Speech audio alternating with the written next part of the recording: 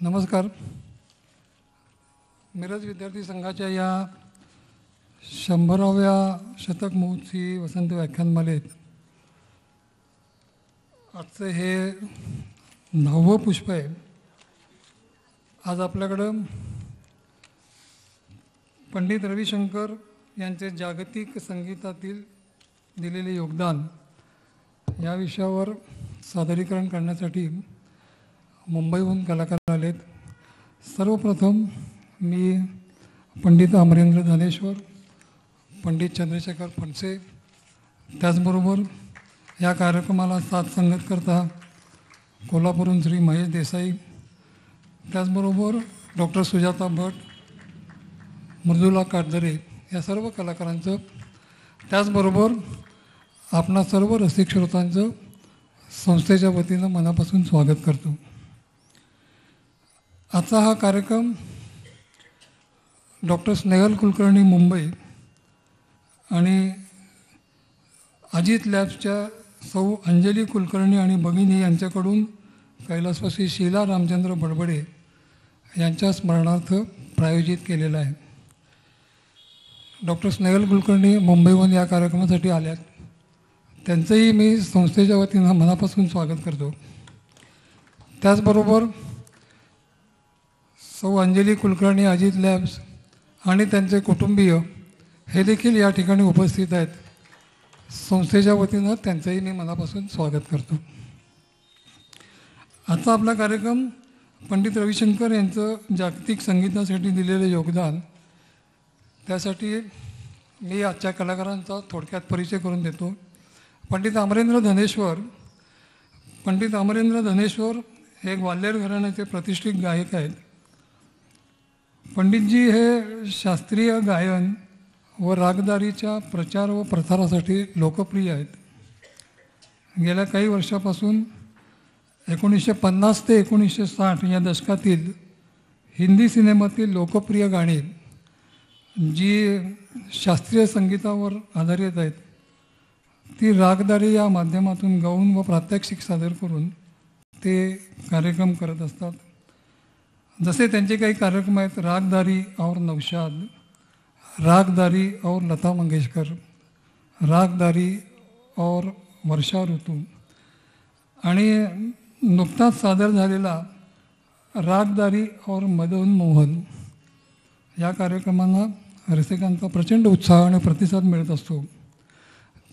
त्यांचे 700हून अधिक कार्यक्रम मुंबईमध्ये, भारतामध्ये विविध ठिकाणी व भारताच्या बाहेर देखील म्हणजे दिल्ली, कलकत्ता, तसंच इटली, जर्मनी, हॉलंड, UK अशा प्रतिष्ठित ठिकाणी या रागदारीच्या कार्यक्रमांना अतिशय चांगला प्रतिसाद आहे. पंडित रविशंकर यांच्याप्रती त्यांना असलेल्या अतिशय आदरामुळं आणि त्यांच्याबरोबर पंडित चंद्रशेखर फणसे यांच्या कलाविष्कारांच्या कौतुकाबद्दल ते पंडित रविशंकर यांच्यासंबंधी विविध कार्यक्रम करीत असतात. आजचाही हा जो कार्यक्रम आहे, पंडित रविशंकर यांनी जागतिक संगीतासाठी दिलेले योगदान या कार्यक्रमाचं पण ते सूत्रसंचालन करणार आहेत. पंडितजींच्या बरोबरच आपले दुसरे जे कलाकार आहेत, पंडित चंद्रशेखर फणसे.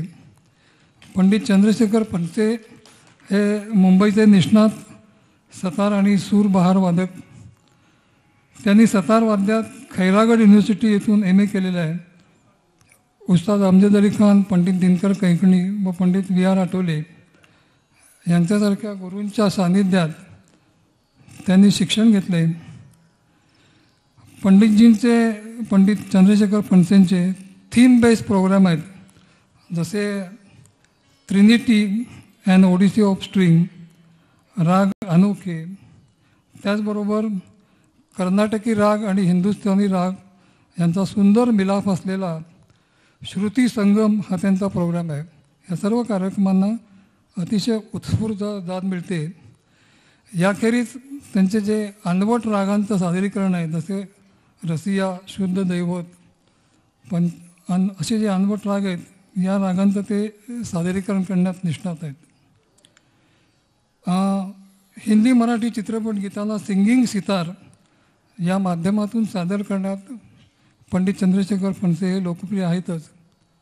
त्याचबरोबर चित्रपटातील लावण्या, भक्तिगीतं, देशभक्तिगीतं, भावगीतं, त्याचप्रमाणे हिंदी चित्रपटातील कव्वाली, गझल, रोमॅन्टिक सॉंग्स, विरहगीतं हे सर्व सादर करण्याकरताही पंडित चंद्रशेखर फणसे हे अतिशय प्रसिद्ध आहेत. त्यात त्यांचं कौशल्य आहे.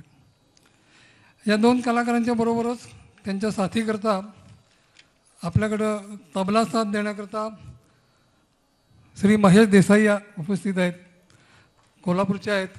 श्री महेश देसाई आपण अनेक वेळा त्यांना मिरजमधल्या प्रोग्राममध्ये बघितलेलं आहे. आपल्या भागातील एक ज्येष्ठ सुपरिचित तबलावादक आहेत आणि विविध गायक आणि वादकांना ते साथ देत असतात. आपण अनेकदा ते अनुभवलं देखील आहे. त्याचबरोबर साथ देण्याकरता सतारीवर मुंबईहून पंडित चंद्रशेखर फणसे यांच्या शिष्या डॉक्टर सुजाता भट या देखील उपस्थित आहेत. आणि तानपुरासाठी मुंबईहूनच पंडित चंद्रशेखर फणसे यांच्या शिष्या मृदुला कडदरे या देखील आज या ठिकाणी उपस्थित आहेत. मी आपला जास्त वेळ घेत नाही. कार्यक्रम सादर करण्यापूर्वी आमच्या संस्थेचे कार्यवाह श्री अशोक तुळपुळे यांनी कलाकारांचं स्वागत करावं अशी मी त्यांना विनंती करतो. सुरुवातीला पंडित अमरेंद्र धनेश्वर यांचं स्वागत करतो.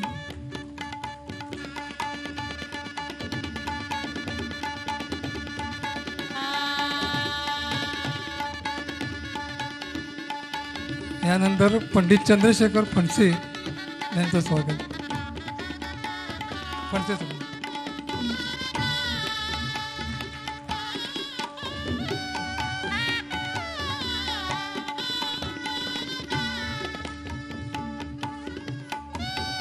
यानंतर तानपुरा साथ देणाऱ्या मृदुला काटदरे.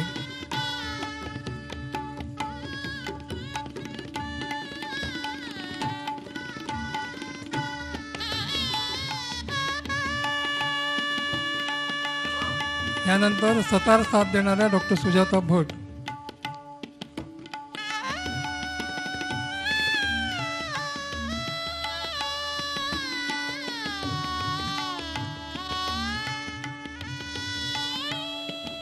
आणि तबला साथ देणारे श्री महेश देसाई.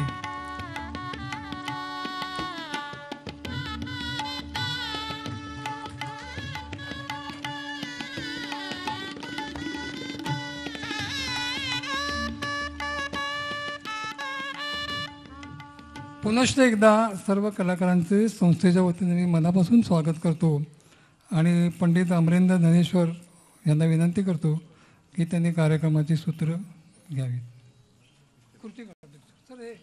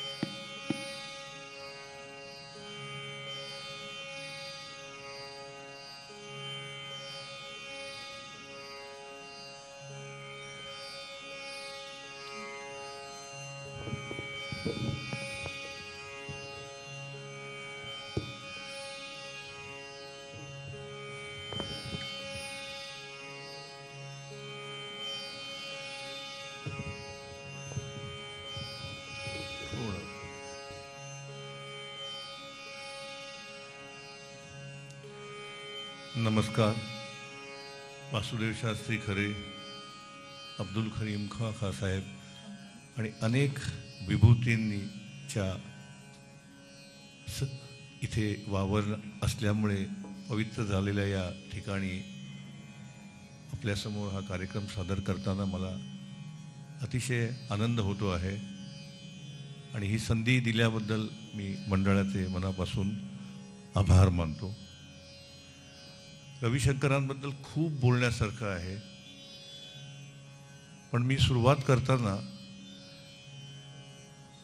त्यांच्या प्रचंड मोठ्या पोतडीमधल्या एका रचनेने करतो आणि ती रचना पूर्वी रागामध्ये आहे. पूर्वी हा राग तसा अप्रचलित मानला जातो. मी तबला वगैरे न घेता नुसती एक आपल्याला झलक दाखवणार आहे, कारण मुख्य चंद्रशेखरजी वाजवणार आहेत.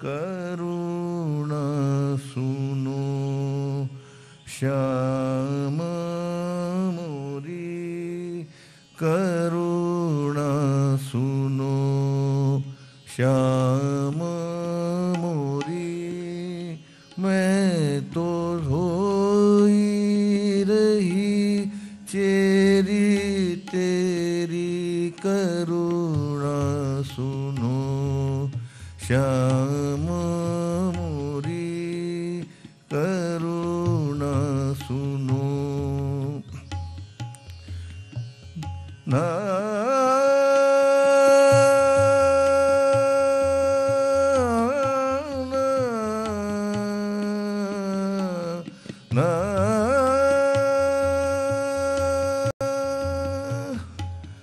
तुम्हारे कारण सब सुख छोड़ा, तुम्हारे कारण सब सुख छोड़ा, अब मोहे क्यों तरसा, अब मोहे क्यों तरसा, विरह व्यथा लागी उर अंतर, विरह व्यथा लागी उर अंतर, क्यों मुझे अब तरसा, करुणा सुनो श्याम मोरी, करुणा सुनो, करुणा सुनो, करुणा सुनो. तर ही पूर्वी रागातली रचना रविशंकरांनी मीरा या सिनेमासाठी केली होती. आणि मीरा या सिनेमासाठी लताबाईंनी गावं अशी त्यांची इच्छा होती, कारण त्यांच्या आधीच्या चित्रपटांसाठी लताबाई गायल्या होत्या आणि छान गायल्या होत्या फार. त्यांचा एक छायाचित्र आपण जर बघितलं असेल की लताबाई अशा खुर्चीवर बसल्या आहेत आणि गाऊन दाखवत आहेत आणि शेजारच्या खुर्चीवर रविशंकरजी बसलेत आणि डोळे मिटून अत्यंत ध्यानमग्न होऊन ते त्यांचा सूर ऐकतायत. पण हे काही जमलं नाही, कारण लताबाईंना वाटलं की मीरेवरच्या रचना माझ्या भावानेच फार सुंदर केल्यात, त्यामुळे ते संगीत दिग्दर्शक असले तरच मी गाईन. तर तो काय प्रश्नच नव्हता. गुलजार साहेबांनी रविशंकरांना आधीच त्याच्यासाठी नेमलेलं होतं. म्हणून ही गाणी सर्व वाणी जयराम यांनी म्हटली आणि ती चांगली म्हटली आणि ती चांगली म्हणजे त्यांच्याकडून तालीम करून घेतली रविशंकरांनी. तर रविशंकरांचं हे फार मोठा गुण होता की तालीम करून घेण्यामध्ये ते फारच दक्ष होते. तर आता मला वाटतं आपण फणसे साहेबांना सांगूया की रविशंकरांचा पूर्वीमधून निपजलेला राग जो आहे त्याची झलक त्यांनी दाखवावी. Hello hello hello. जसा पंडितजींनी म्हटलं त्याप्रमाणे पूर्वी हा अप्रचलित राग असा आहे आणि पंडितजींनी अप्रचलित राग पूर्वीला अतिशय प्रचलित राग यमनशी जोडून पूर्वी कल्याण असा एक राग निर्माण केला होता. तर तो मी आपल्यासमोर प्रथम सादर करतो.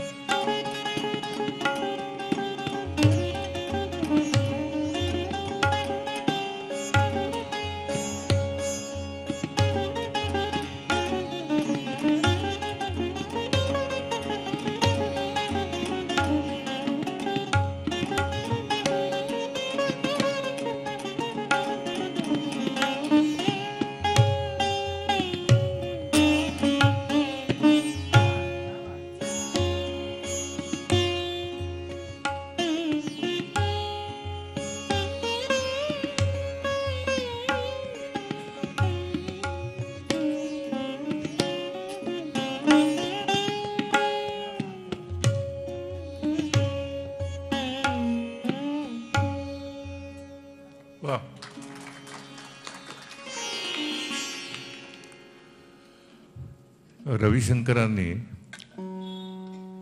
आपल्याला संगीताविषयी काय वाटतं याच्याबद्दल एकदा सांगितलं होतं. I hear music in the waves, लाटांमध्ये, इन द ब्रीज, सोसाट वाऱ्यामध्ये, द रेन, पावसाच्या थेंबांच्या सरींच्या नर्तनामध्ये, आणि even in the rustle of the leaves, पानांची सळसळ होते त्याच्यात सुद्धा संगीत असतं असं मला वाटतं. तर असा हा कलावंत, त्याला भारत सरकारने भारतरत्न ही पदवी देऊन गौरवान्वित केलं. आणि त्याची सुद्धा एक कहाणी अशी गंमत आहे की 2 कलाकार बंगालमधले असे होते, एक म्हणजे सत्यजित राय आणि दुसरे रविशंकर. सत्यजित राय यांना भारतरत्न दिली तेव्हा त्यांचे अंतिम क्षण आयुष्यातले ते एका रुग्णालयामध्ये मोजत होते. तेव्हा तिथे जाऊन त्यांना भारतरत्न देण्यात आली. याचं कारण असं होतं की जपानच्या सरकारने त्यांचा सर्वोच्च नागरी सन्मान सत्यजित रायांना दिला होता नुकताच, आणि भारत सरकारचा सर्वोच्च नागरी सन्मान त्यांना दिलेला नव्हता. त्यामुळे मग भारत सरकारने घाईघाईने दिला. आणि रविशंकरांच्या बाबतीतही तसंच झालं. जगातल्या इतर देशांचे सर्वोच्च नागरी सन्मान त्यांना मिळाले, पण भारत सरकारचा सर्वोच्च नागरी सन्मान त्यांना मिळाला नव्हता. तर तो देण्यात आला. आणि अत्यंत लायक अशी त्यांची ही म्हणजे व्यक्ती होती. त्यांच्या व्यतिरिक्त बिस्मिल्ला खां साहेब, एम एस सुब्बलक्ष्मी आणि भीमसेन जोशी आणि लता मंगेशकर या चौघांना भारतरत्न मिळालं होतं. रविशंकरांच्या पूर्वायुष्याबद्दल कोणालाही काहीही माहिती नसते. याचं कारण ते फारच विलक्षण असं वेगळं पूर्वायुष्य होतं त्यांचं. त्यांचं कुटुंबाचं नाव होतं, आडनाव होतं चौधरी. पण या चौधरी या आडनावाचा त्यांच्या वडिलांनी वापर करणं सोडून दिलं. त्यांच्या वडिलांचं नाव होतं श्यामशंकर. ते स्वतःचं नाव श्यामशंकर असं लावायचे. आणि रविशंकरांना उदयशंकर त्यांचे भाऊ होते हे अनेकांना माहिती आहे, कारण ते जगप्रसिद्ध नर्तक होते. त्याच्यानंतर राजेंद्र शंकर, देवेंद्र शंकर, भूपेंद्र शंकर असे भाऊ होते. रविशंकर किंवा रवींद्र शंकर हे सर्वात धाकटे होते. त्यांच्या आईचं नाव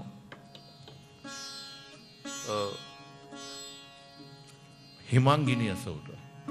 आणि आई हौशीने गोहरजान, त्यानंतर मलकाजान, झोहराबाई अंबालेवाली आणि झोहराबाई अग्रेवाली, कज्जनबाई वगैरे या सर्व गायिकांची गाणी गुणगुणत असे. आणि लोकसंगीतावरती त्यांचं प्रेम होतं त्यांच्या आईचं, आणि त्या लोकसंगीत गुणगुणायच्या हे सर्व संस्कार रविशंकरांवर लहानपणी झाले होते.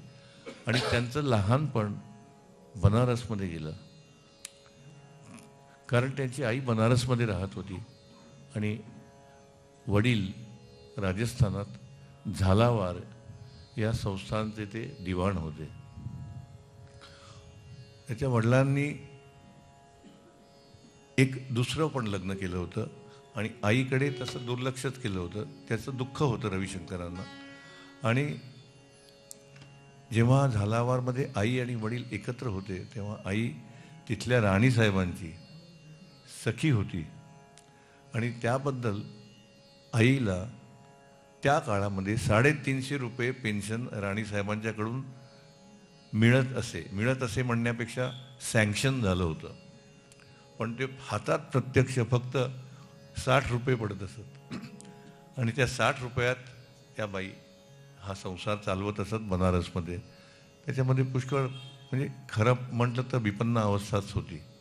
आणि वडील तिकडे झालावारमध्ये असायचे. आणि पुढे उदयशंकर नर्तक झाले आणि हळूहळू त्यांचे प्रयोग सुरू झाले आणि त्यांनी एकदम उडी घेतली ती परदेशात जाण्यासाठी, युरोप अमेरिका ह्याच्यामध्ये. तर त्यामुळे ते परदेश दौऱ्यावरती निघाले आणि त्यांनी आईला सांगितलं की रुबू असं त्याला घरी म्हणायचं, रुबूला घेऊन जातो मी. आणि त्यांना युरोपच्या दौऱ्यावर नेलं. आणि युरोपच्या दौऱ्यावर नेलं म्हणजे त्यांनी त्यांचं शालेय शिक्षण पॅरिसमध्ये सुरू झालं.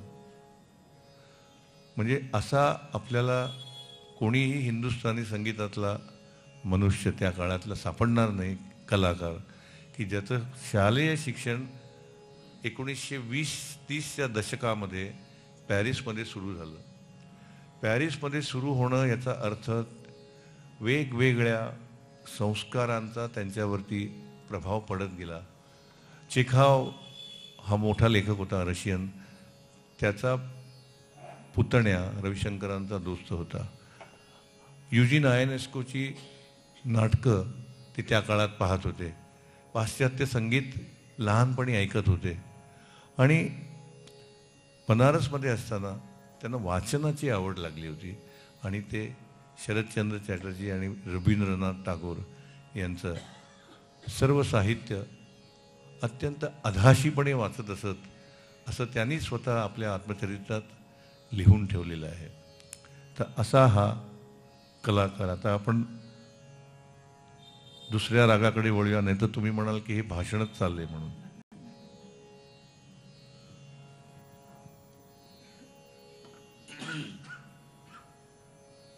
जसा हॅलो, आता आपण पूर्वी कल्याण ऐकला, जो अप्रचलित राग पूर्वी आणि खूप पॉप्युलर राग यमनचं संगम होता. आता आपण ऐकणार राग जोगेश्वरी. तर जोगेश्वरी ह्या दोनही पॉप्युलर रागांचा मिलाप आहे, जोग आणि रागेश्वरी. जोग आणि रागेश्वरी या दोन रागांचा मिलाप जोगेश्वरी. आणि एक चौतालामध्ये बंदिश आपल्यासमोर पेश होत आहे ध्रुपद अंगाची. तर राग जोगेश्वरी आणि ताल चौताल.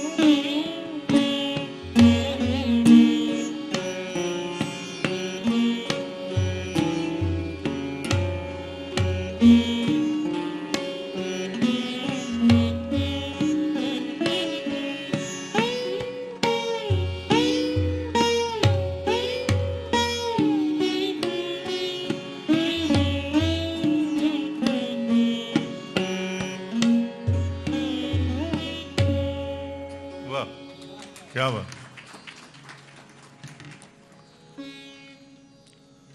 रविशंकरांच्या वडिलांबद्दल सांगितलं पाहिजे काहीतरी आपल्याला, कारण ती अनेकांना माहिती नाही आहे. म्हणजे वडील श्यामशंकर हे झालावार संस्थानचे दिवाण होते हा एक भाग झाला, पण ते अत्यंत विद्वान गृहस्थ होते. त्यांनी पुस्तकं जी लिहिली होती त्याच्यामध्ये म्हणजे एक तर ते विट अँड विजडम ऑफ इंडिया नावाचं पुस्तक त्यांनी 1915-16 साली लिहिलेलं होतं आणि ते पुस्तक पुष्कळ गाजलं होतं पाश्चात्य देशांमध्ये.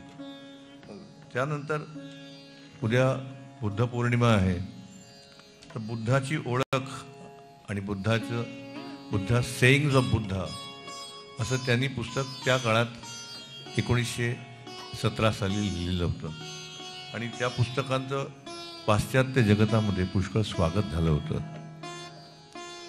त्यांना लोक इंटलेक्च्युअल जायंट म्हणायचे आणि रवींद्रनाथ टागोरांना नोबेल पारितोषिक मिळावं म्हणून जी एक मोहीम त्या काळात इलियट या कवीने सुरू केली होती, त्या इलियटच्या बरोबर रविशंकरांचे वडील पण होते. म्हणजे इतकं त्यांना वरचं स्थान होतं पाश्चात्य बौद्धिक बुद्धिवंतांच्या वर्तुळामध्ये. आणि मिडल टेम्पल जिथे लोक सर्व कायदा शिकायला जायचे, महात्मा गांधी पण गेले होते, तर तिथे ते कायदा शिकून अत्यंत तज्ज्ञ झाले होते कायद्यातले. तर अशा या पित्याच्या पोटी यांचा जन्म झाला. पित्याचा सहवास त्यांना फार कमी मिळाला. जो मिळाला त्याच्यातनं ते फारच म्हणजे घाबरायचे वडिलांना, कारण त्यांना वाटायचं की आपले वडील एवढेच हुशार आहेत, एवढे बुद्धीचं तेज आहे त्यांच्या, आणि आपण किती लहान आहोत असं वाटायचं. त्याच्यानंतर आपल्याला पाश्चात्य पद्धतीने कसं जेवण करायचं, म्हणजे जेवणाचा आस्वाद घ्यायचा हे कळत नव्हतं. काटे चमचे कसे वापरायचे हे कळत नसे. वडिलांनी त्यांना ते शिकवलं. आणि रोरिच हा जो एक रशियन मोठा संग्राहक होता, त्या रोरिचने त्यांना वडिलांना नेमलं होतं न्यूयॉर्कमध्ये आणि वेगवेगळ्या विषयांवरती व्याख्यानं द्यायला त्यांना सांगितली भारतीय तत्त्वज्ञानाच्या संदर्भात, आणि ती त्यांनी दिली. हे सर्व त्यांचं काम चालू असतानाच आता पुढचा भाग जो आहे तो फारच वेगळा आहे परत त्यांच्या आयुष्यातला. त्याबद्दल मी नंतर सांगेन. तोपर्यंत आपण पुढच्या रागाकडे वळूया. नाही, तो फारच विलक्षण आहे आणि एक धक्कादायक पण आहे.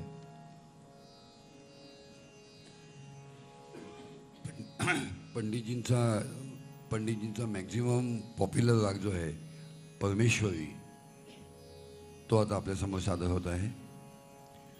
आणि मत्त ताल या 9 मात्रांच्या तालामध्ये ही बंदिश आहे आणि त्रितालामध्ये. सतार वादनाचे अनेक जे काही फॅक्टर्स आहेत, तर ते जेवढे मला अवगत आहेत ते माझ्या कपॅसिटीप्रमाणे आपल्यासमोर मांडत आहे. कमी वेळात कसं सगळं समावता येईल हा प्रयत्न आहे. तर खळजातला आलाप हा पंडितजींची खासियत होती. तर तो खळजाचा आलाप सुद्धा आपण खळजाचं वादन पण या परमेश्वरीमध्ये होणार आहे मत्त तालामध्ये.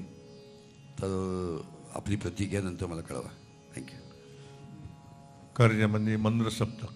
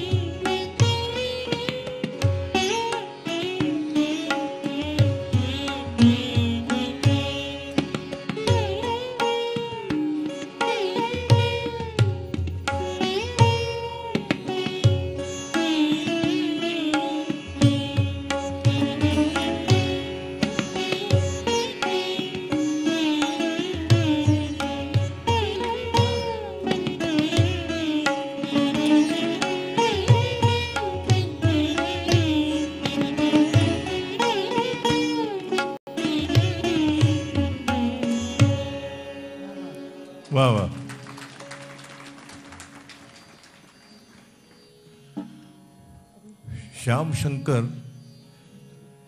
यांनी रोरिच साहेबांच्या आदेशानुसार व्याख्यानं न्यूयॉर्कमध्ये दिली आणि नंतर त्यांना 3 वेगवेगळ्या ऑफर्स आल्या. एक अशी ऑफर होती की बडोद्याचे जे संस्थानिक होते सयाजीराव गायकवाड, त्यांनी त्यांना दिवाण बना माझ्या राज्याचे, माझ्या संस्थानाचे, अशी एक ऑफर दिली आणि त्याच्यात त्यांना भरपूर पगार मिळणार होता. दुसरी एक अशी ऑफर होती त्यांना की तेव्हाचं जे हिंदुस्थान सरकार होतं त्या हिंदुस्थान सरकारच्या कायदे विभागात दिल्लीमध्ये त्यांना अत्यंत उच्च पद मिळणार होतं आणि त्यातही भरपूर त्यांना आर्थिक लाभ होणार होता. आणि तिसरी जी ऑफर होती ती अशी होती की पाकूर ब्रदर्स नावाचे जमीनदार बंगालमध्ये होते आणि त्यांच्या जमिनीबद्दल एक खटला, तो खटला होता भारतात चालला होता पण त्याचा निकाल लागला नाही, कारण प्रत्येक ठिकाणी वाद होत गेले आणि शेवटी तो खटला आणखीन वरती लंडनमध्ये प्रिव्ही काउन्सिलकडे गेला. प्रिव्ही काउन्सिल म्हणजे हायेस्ट लीगल ट्रिब्युनल. तर त्या प्रिव्ही काउन्सिलमध्ये त्या पाकूर ब्रदर्सपैकी एका बाजूने लढण्यासाठी म्हणून त्यांना तिथे ऑफर आली आणि ती सर्वात अधिक पैसे देणारी होती. त्यामुळे त्यांनी ती स्वीकारली आणि ते लंडनला गेले. लंडनला गेल्यावरती ती केस सुरू झाली आणि त्या केसबद्दलची अशी एक कुख्याती होती की ती विशिष्ट एक बाजू जिंकते अशा स्टेजला आली की त्या जिंकणाऱ्या बाजूचा वकील मरायचा आणि केस परत अनिर्णित राहायची. ह्यांनी ती केस अतिशय कौशल्याने लढवली आणि 5 दिवस सतत त्यांचं आर्ग्युमेंट चालू होतं प्रिव्ही काउन्सिल समोर. 6व्या दिवशी ते प्रिव्ही काउन्सिलच्या समोरच्याच हॉटेलमध्ये राहत होते. रस्ता फक्त ओलांडून पलीकडे जायचं एवढंच त्यांचं चालणं असायचं. तर ते तिथे जात असताना त्यांच्या मागून कोणतरी हल्लेखोर आला आणि त्यांच्यावरती हल्ला त्याने केला, त्यांच्या मेंदूवरती घाव घातला आणि ते खाली पडले आणि त्यांना रुग्णालयात नेलं. आणि रविशंकर लिहितात की ते इतकं उत्कृष्ट इंग्रजी बोलायचे पण रुग्णालयामध्ये त्यांना फक्त बंगाली बोलता येत होतं आणि काही काळातच ते गतप्राण झाले. हा मोठा घाव रविशंकरांच्या मानसिकतेवरती पडलेला होता अत्यंत बालवयातच. आणि त्याआधी रविशंकरांची भेट रवींद्रनाथांशी वडिलांनी घालून दिली होती आणि वडिलांच्या समोरच रविशंकरांना रवींद्रनाथांनी आशीर्वाद दिला की तू तुझ्या वडिलांसारखा हो मोठा, असे ते वडील. पण ते अशा पद्धतीने त्यांचा अंत झाला हे रविशंकरांना अत्यंत दुःखदायक होतं. त्यानंतर ते युरोपमध्ये वगैरे जात होते. म्हणजे 32 साली त्यांनी पहिल्यांदा अमेरिका पाहिली. 32 साली जेव्हा किशोरी आमोणकरांचा जन्म झाला असेल 32 साली. तर असे इतकं त्यांनी जग पाहिलेलं होतं लहान वयामध्ये. त्यामुळे त्यांच्यावरती अनेक प्रकारचे पाश्चात्य संगीत, पाश्चात्य संस्कृती, पाश्चात्य साहित्य याचा संस्कार होऊन ते अत्यंत सुसंस्कारित आणि प्रगल्भ असं व्यक्तिमत्व त्यांचं झालं होतं. तर अशा या रविशंकरांच्याबद्दल त्यांचे गुरु त्यांचे अल्लाउद्दीन खां साहेब कसे झाले हेही मी थोडक्यात सांगणार आहे. आता आपण कुठला राग ऐकणार आहोत? रसिया. रसिया.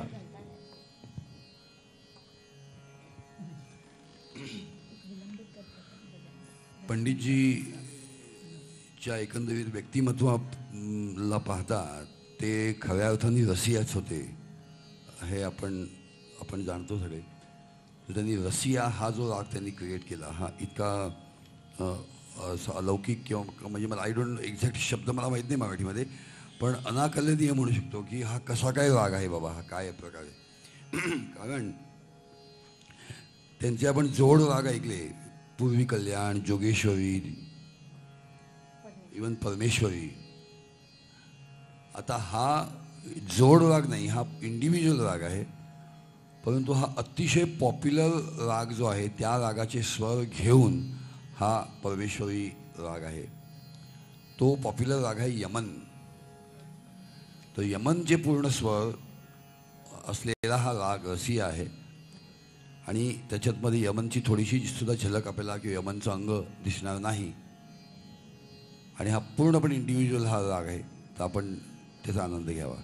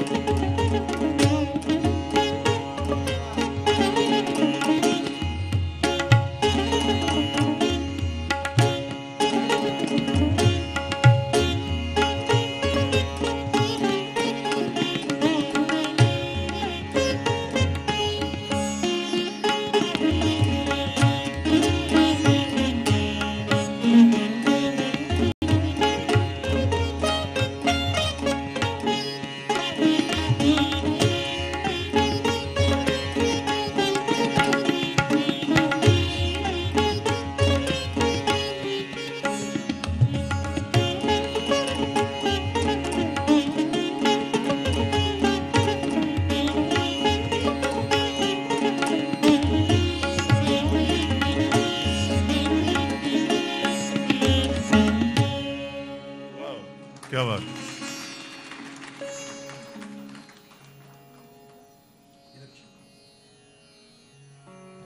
अल्लाउद्दीन खाँ साहेब हे रविशंकरांचे गुरु कसे झाले तर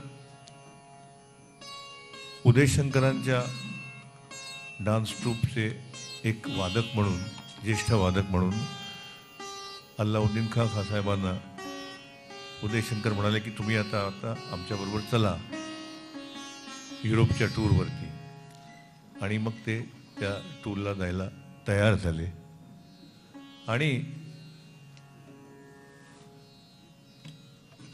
रविशंकरांचे वडील नुकतेच गेले होते आणि आई पुष्कळ वृद्ध होती आणि तिला असं वाटलं की आता आपला मुलगा यांच्याबरोबर गेला रविशंकर की आता यानंतर आपली त्याच्याबरोबर भेट होईल असं शक्य नाही. त्यामुळे बॅलार्ड पियरला त्या काळात लोक बोटीने जायचे विदेशात. बॅलार्ड पियरला ती जेव्हा निरोप द्यायला गेली तेव्हा तिच्या रडणं पाहून अल्लाउद्दीन खाँ साहेब तिला म्हणाले, ओ मा, तुम्ही रत्न गोरभा, तुझ्या पोटी एक रत्न पैदा झालेलं आहे रविशंकर नावाचं. तू काळजी करू नकोस, त्याला मी माझ्या मुलासारखा वाढवेन आणि त्याला व्यवस्थित शिक्षण देईन संगीताचं. आणि मग ती जरा शांत झाली. आणि अर्थातच हे लोक जेव्हा गेले युरोपच्या दौऱ्यावरती तेव्हा त्यांचं निधन झालं आईचं. पुढे मैहर ही जागा मध्य प्रदेशातली, त्या मैहरच्या संस्थानचे दरबारी गवई म्हणण्यापेक्षा संगीतकार म्हणून अल्लाउद्दीन खाँ साहेबांची नेमणूक झाली होती. आणि ते गायचे नाहीत पण ते शिकवायचे. आणि मैहरचा राजा त्यांचा शिष्य पण होता आणि त्यांचा एम्प्लॉयर पण होता. त्यांना असं वाईट वाटायचं अल्लाउद्दीन खाँ साहेबांना की ते म्हणायचे त्याला की आता मी कसा इथे राहू, तू माझा शिष्य आहेस, त्यामुळे तुला बदलण्याचा हक्क मला आहे, पण मी बदलू शकत नाही कारण तू माझा पोशिंदा पण आहे. तर आता मी कसं काय हे निभावू असं त्यांना प्रश्न पडायचा. पण ते राहिले तिथे आणि त्यांनी आयुष्यभर तिथेच राहिले आणि या लोकांना, अनेक लोकांना शिकवलं. मैहरचा बँड तयार केला आणि रविशंकरांच्या बाबतीत त्यांनी एक अपवाद केला. तो अपवाद असा केला की रविशंकर वगळून बाकी सर्व शिष्यांना ते भरपूर बदलायचे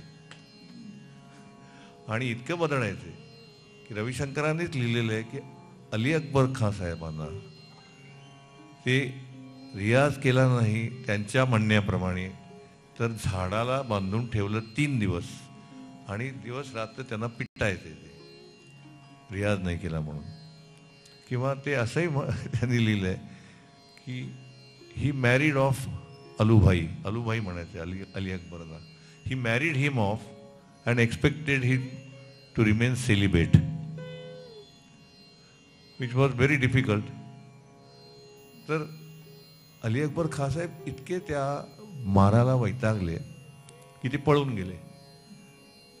गेले आणि अर्थात ते म्युझिशियन, उत्तम प्रतीचे म्युझिशियन होते, त्यामुळे त्यांना पोट भरण्यासाठी म्युझिशियनशिप हाच त्यांचा व्यवसाय असू शकायचा. ते लखनौला गेले आणि तिथल्या रेडिओ स्टेशनवर हजर झाले, म्हणाले की मला काम द्या. त्यांनी त्यांना रेकॉर्डिंग दिलं, कार्यक्रम दिला. आता मैहर आणि लखनौमध्ये काही फारसं अंतर नाही, समजा 500 मैलांचं अंतर असेल. हे इकडे शोधत होते मैहरचे पोलीस, अमुक कुठे गेला. रेडिओ चालू होता लखनौचा. तिकडे त्यांचा सरोजचा पहिला स्ट्रोक ऐकला, म्हणाले हा माझा मुलगा आहे, याला पकडून आणा तिकडून.